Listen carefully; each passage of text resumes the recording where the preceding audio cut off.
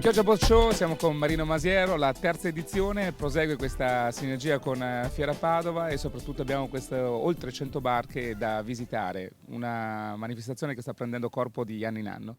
Assolutamente sì, abbiamo circa 100 barche esposte, siamo sulla crocevia di Brondolo, che è il primo crocevia per passaggi nautici d'Europa.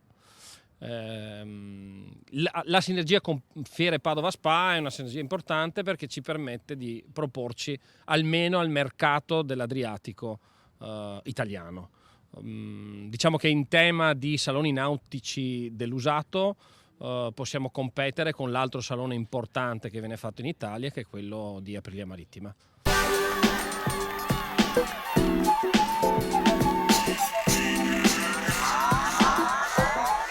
Che tipo di imbarcazioni troviamo all'interno di questo appuntamento e quali sono le darsene coinvolte nella manifestazione? Allora, intanto l'iniziativa parte da Chioggia Yacht Group e quindi noi siamo 3 darsene che però rappresentano la nautica della città.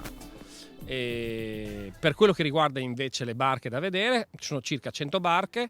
La più grande è una barca che abbiamo qua vicino, qui davanti, di 18 metri, e la più piccola è una barca di 6,5 metri. Quindi tutte barche usate per tutte le tasche, le esigenze e le voglie di andare per mare. Ecco, a proposito, un dato importante, questo è un comparto che in città cresce, quindi è sicuramente un settore, oramai non è neanche più da scommettere, ma da crederci e da agevolare.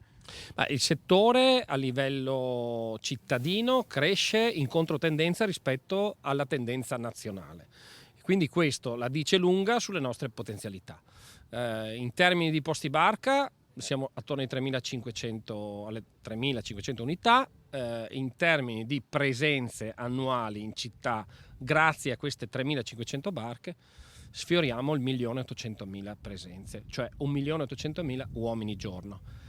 Non sono concentrati durante l'estate, quindi noi abbiamo una serie importante di presenze turistiche che vengono durante l'inverno, la primavera e l'autunno, vengono a fare il giretto, a guardarsi la barca. Abbiamo molte presenze di ospiti che vengono a Chioggia per trovare la barca da comprare, e queste sono evidentemente delle cose che non lasciano un segno forte ma continuo.